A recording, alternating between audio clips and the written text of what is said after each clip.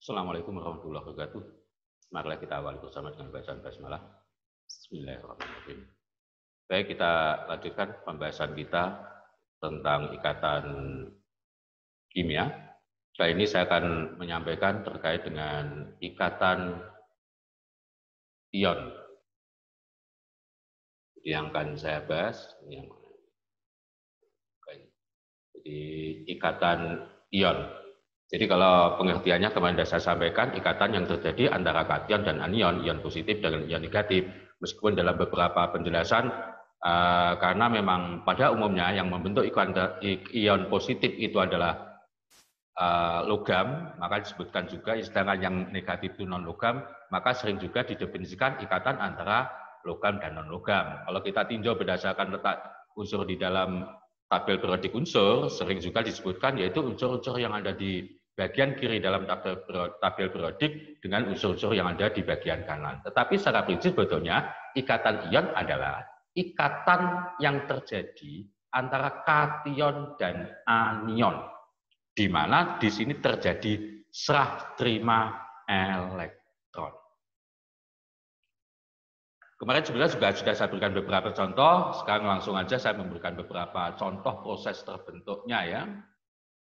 Jadi misalnya aja di sini antara Na dan Z. Jadi gini, ketika ikatan ion itu pembahasannya biasanya antara unsur dengan unsur yang lainnya begitu. Jadi artinya antara unsur yang membentuk kation dengan unsur yang membentuk anion. Beda nanti dalam ikatan kovalen itu pembahasannya biasanya bagaimana proses pembentukan suatu molekul gitu. Jadi di sini kita belum menentukan Na dengan Cl nanti akan terbentuk apa gitu. Jadi pembahasannya bukan bagaimana proses pembentukan NaCl, tapi senyawa yang terbentuk nanti apa jika Na dan Cl bereaksi atau bertemu untuk mengadakan ikatan. Baik, langsung saja. Jadi ini Na dan Cl. Na nomor atom 11 berarti elektron valensi 1 ya. Begini. Kemudian nanti Cl, jadi Cl itu elektron valensinya kan 7. Jadi saya nggak perlu menghitung ulang karena sudah kita bahas sebelumnya. Nanti prosesnya itu begini. Ini diserahkan sepenuhnya ke sini. Jadi saya ulangi, atom Na nomor atom 11 elektron valensi 1. Cl elektron nomor atom 17 elektron valensi 7. Nah, sebuah elektron milik Na ini diserahkan sepenuhnya kepada Cl. Sehingga nanti akhirnya Na yang awalnya memiliki sebuah elektron karena kekurangan elektron atau jumlah protonnya lebih banyak, maka dia menjadi unsur yang bermuatan positif. Sedangkan Cl itu kan awalnya 7. Sekarang karena menerima elektron dari Na sehingga menjadi 8, sehingga Cl ini menjadi bermuatan kelebihan atau jumlah elektronnya lebih banyak dibandingkan jumlah proton, sehingga dia bermuatan negatif. Berapa banyak kelebihannya?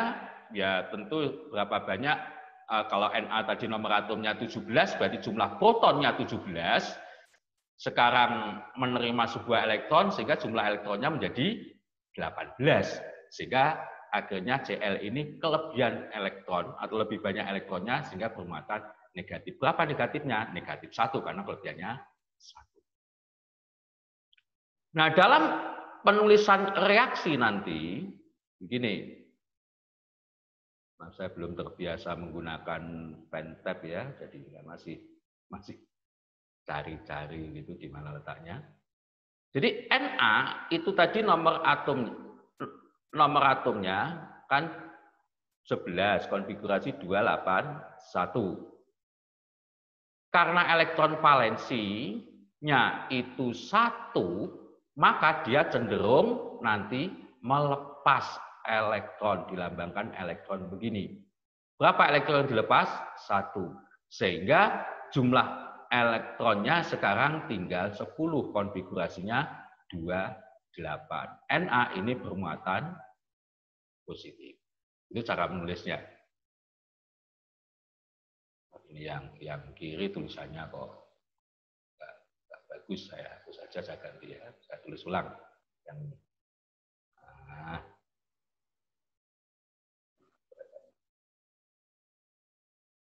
ini bisa dicari latihan. Nah, sedangkan Cl itu nomor atomnya kan 17, konfigurasinya 287. Untuk mencapai stabil, dia menangkap elektron. Berapa yang ditangkap? 1. Sehingga Cl ini sekarang memiliki jumlah elektron 18, konfigurasinya 288.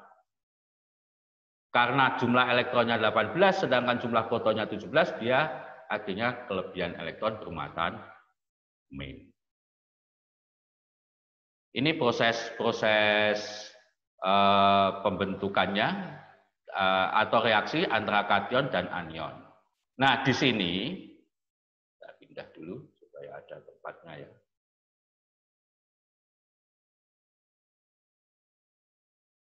Ini kan jumlah ada Na, ada Cl yang di ruas kanan. Kalau reaksi ini dijumlahkan begitu, jadi reaksi ini saya jumlahkan dengan saya tidak menuliskan konfigurasinya ya. Jadi cukup saya tuliskan begini, Na ditambah Cl akan menjadi Na plus dan Cl main. Karena di sini ada kation Na plus dan anion Cl min, maka disitulah proses terbentuknya senyawa ion. Dalam proses pembentukan senyawa ion, jumlah muatan positif harus sama dengan jumlah muatan negatif. Kalian ingat saya menceritakan, misalnya saya kelebihan 1000, kalian kurang 1000, lah itu klop 1000. Kalau saya kelebihan 2000, Anda 1000, nggak klop, maka harus ada seperti Anda itu 2 orang, sehingga akhirnya saya melepas 2000, kalian menerima 1000, tetapi jumlahnya 2 orang, sehingga yang diterimakan pun juga totalnya 2000, itu baru klop. Nah, di sini cara menghitung jumlah klop atau pasnya muatan itu begini. Perkalian antara ini di sini dengan di depannya ini. Nah, di dalam kimia tidak ada angkanya, itu dianggap atau itu sebetulnya adalah angka 1. Jadi ini sebetulnya lengkapnya 1 Na plus 1, 1 Cl min 1. Itu lengkapnya. Sehingga ini bisa kita katakan 1 kali 1 itu 1. Yang minnya 1 kali 1, 1. Karena sama, maka senyawa yang terbentuk adalah bang saja. Jadi mana? Na Cl ditulis, kemudian angka atau bilangan yang ada di depan sini nanti dinamakan dengan koefisien, itu dijadikan angka di sini. Karena jumlahnya 1, maka nggak perlu kita tuliskan ya Na1 Cl1. Ini proses pada pembentukan NaCl. Nanti kalau bilangan di sini dengan di sini itu dapat disederhanakan begitu. Jadi misalnya 2 dan 4 misalnya, berarti itu 1/2. Karena itu bilang 1 dan 1 kan sudah paling sederhana, sehingga 1 dan 1. Ini ya proses terbentuknya. Saya langsung contoh ini yang kedua dan ketiga, nanti yang kedua ini 2 dan 2, nanti prinsipnya nanti saling menghilangkan begitu. Oh ya, ini tadi kan ada elektron ya, elektron yang dilepas, yang ditangkap ini kan jumlahnya 1. Ini saya coret, ini yang ditangkap, yang di ruas kanan ini juga 1. Sekarang saya membahas yang contoh yang keempat saja, yaitu Mg dan Cl. Supaya ada tempatnya. Mg dengan Cl nanti prosesnya sama seperti ini ya, tetapi di sini kita perhatikan, nanti saya nggak menggambarkan tapi prosesnya saja.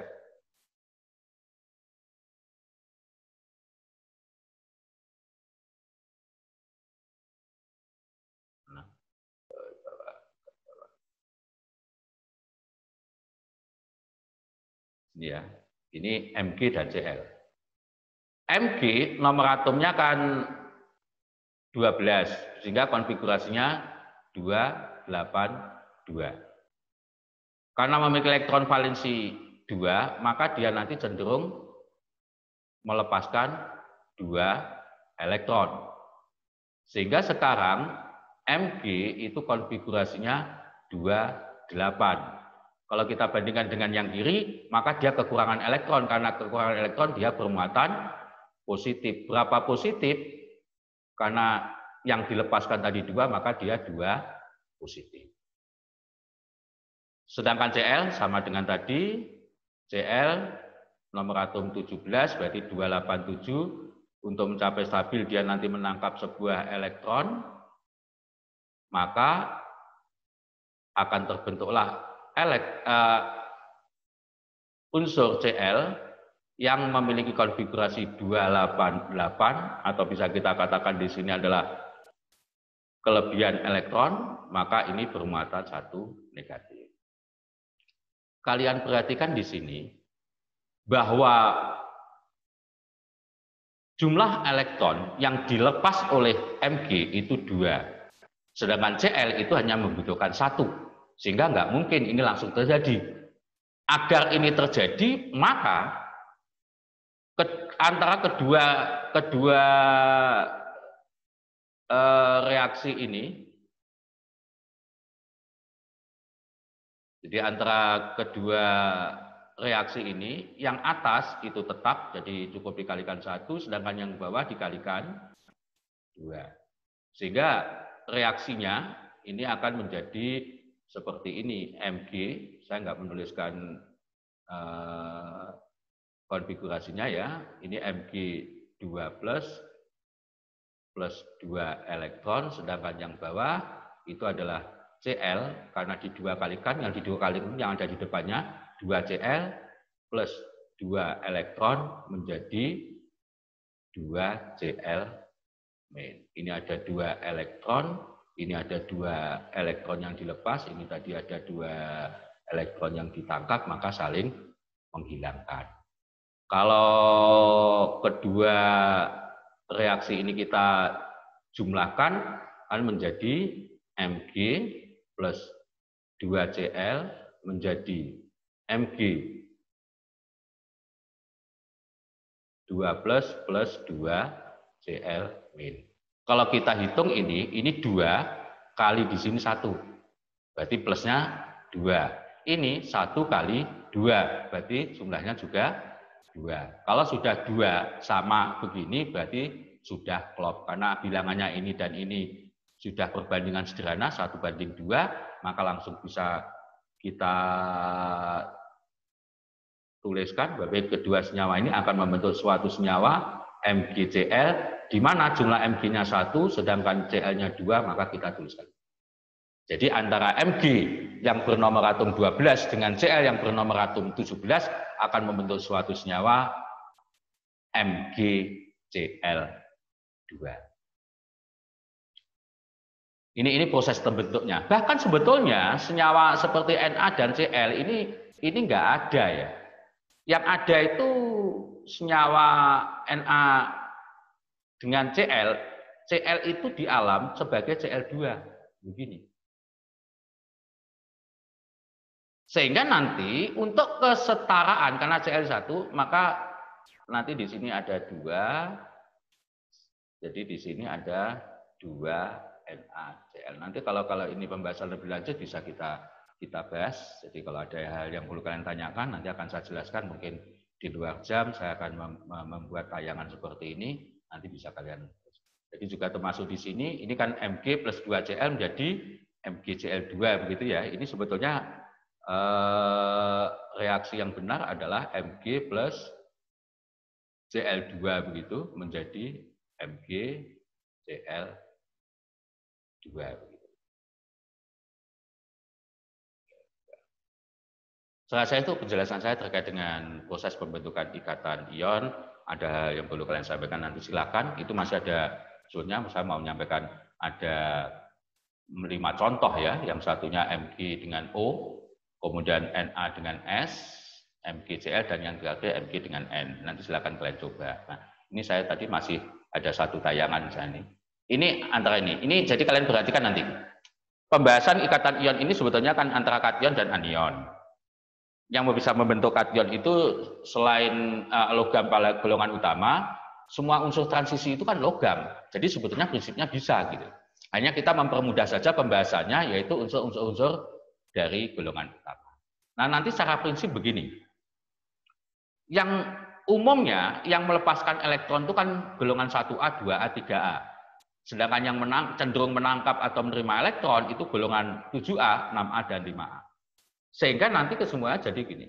Kalau antara golongan 1A, 1A ketemu 7A, pasti terjadi ikatan ion. Sangat kuat begitu. Jadi ini nanti sangat kuat.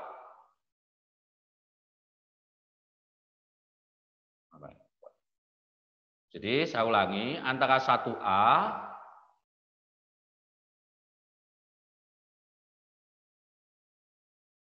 dengan 7A, jadi antara 1A dengan 7A, itu kalau ketemu, nanti pasti terjadi ikatan ion.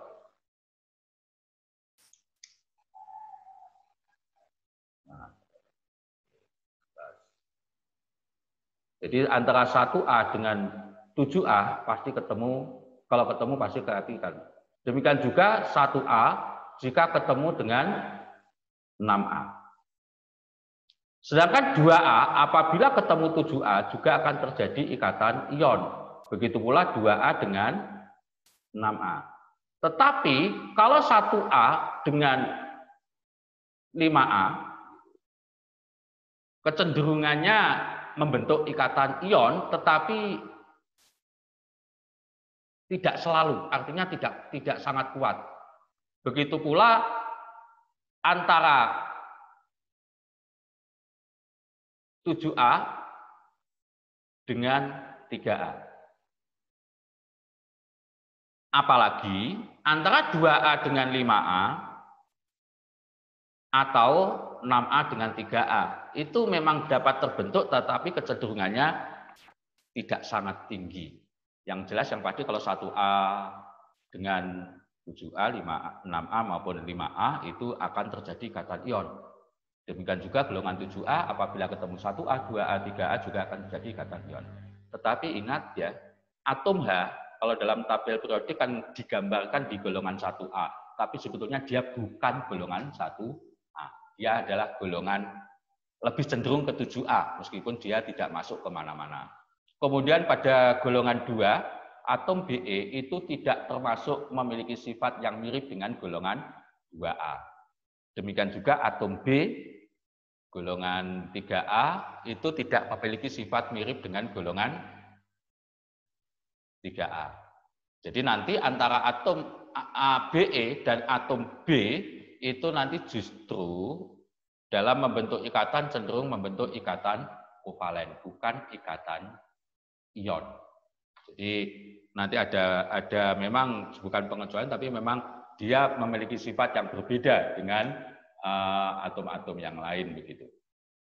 Jadi tadi saya menyebutkan semua golongan 2A begitu, tapi kecuali atom Be.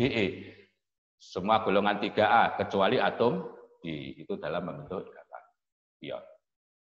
Nanti senyawa yang terbentuk dengan ikatan ion itu dinamakan dengan senyawa ion. Nanti silakan kalian bisa mempelajari apa saja sifat-sifat dari senyawa ion. Saya rasa itu penjelasan ini terkait dengan ikatan ion. Kalau ada kurang jelas nanti silakan kalian bisa WA ke saya, jadi kita bisa diskusi, atau kalau mau penjelasan ulang dengan contoh yang lain, nanti mungkin saya bisa menayangkan ini dengan tayangan yang lain. Jadi saya rasa pertemuan kita untuk pagi ini cukup ya, kita ikut bersama dengan bacaan hamdalah. Alhamdulillahirabbil alamin. Baginya mohon maaf, saya akhiri. Assalamualaikum warahmatullahi wabarakatuh.